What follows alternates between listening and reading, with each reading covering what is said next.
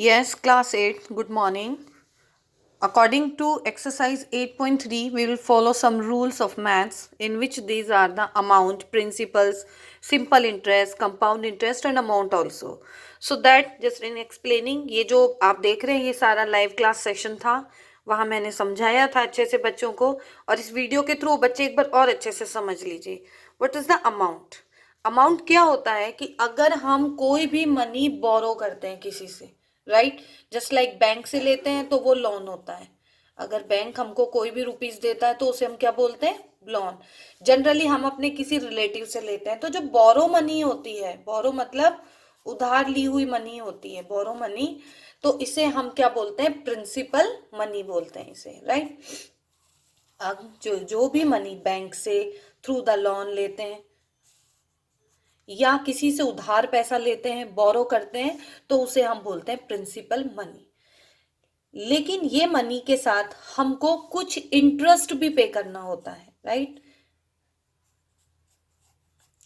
Interest, अगर principal money और interest दोनों को हम एक टाइम ऑफ पीरियड के बाद जब देते हैं वापस, तो इसे हम क्या बोलते हैं? अमाउंट. ओके.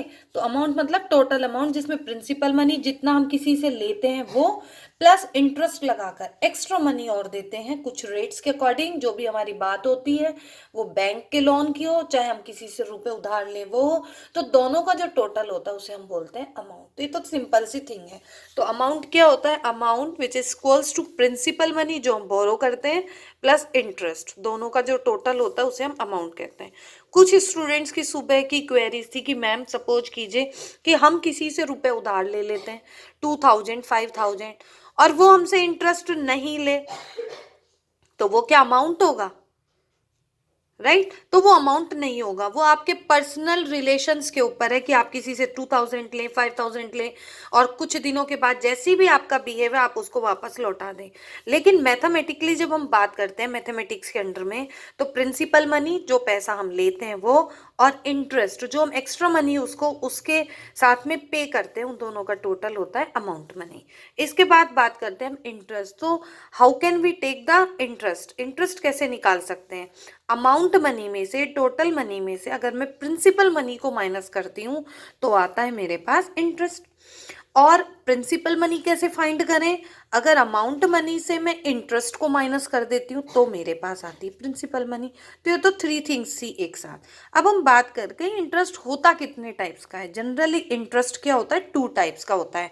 फर्स्ट होता है सिंपल इंटरेस्ट और सेकेंड होता है कंपाउंड इंटरेस्ट. तो हम बात करते हैं सिंपल इंटरेस्ट की. ये क्लास 7th का टॉपिक है. सिंपल इंटरेस्ट का मतलब होता है PRT, that means P multiply R multiply T. ये जो डॉट्स आपको नजर आ रहे हैं ये शो करते हैं मल्टीप्लीकेशन वैल्यू को. तो P into R into T upon 100, this is the formula of simple interest. In the P principal money, in them R rate, in them T that is the time. Right now, तो ये हुआ simple interest का formula. And I hope कि you had done this one in class of 7th class में काफ़ी आपने simple interest के questions किए होंगे. लेकिन चलो एज अ टेस्ट मैं आपको इसका एक एग्जांपल बता देती हूँ यहाँ कि find out simple interest if principal money 10,000, rate 10% and time is 5 year. तो अगर ये कंडीशन होती है तो आप सिंपल इंटरेस्ट कैसे फाइंड करोगे? According to the formula simple interest P into R into T upon 100. तो P की वैल्यू 10,000 तो मैंने 10,000 लिखा, R की वैल्यू है 10% तो 10 लिख लिया, और ये जो परसेंट का मार्क है वो 100 की वे में नीचे आ जाता है. And multiply 5 means time 5 years. जब मैं इसका सोल्यूशन करती हूँ 20 कट के और बाकी का जो भी हमारे पास पार्ट्स है इसको मल्टीप्लाई किया तो वो मेरे पास आ गया 5,000. तो सिंपल इंटरेस्ट मेरे पास कितना हो गया? 5,000. अगर आपको एक्स्ट्रा प्रैक्टिस करनी है तो ये मैंने अलग से क्वेश्चन फ्रेम किया था मॉर्निंग क्लास में कि प्रिंसिपल मनी 15,000, रेट 10% और टाइम 3 ईयर रख के आप दोबारा से इसका सिंपल इंटरेस्ट मुझे बताइए कितना होगा. राइट, कितना होगा.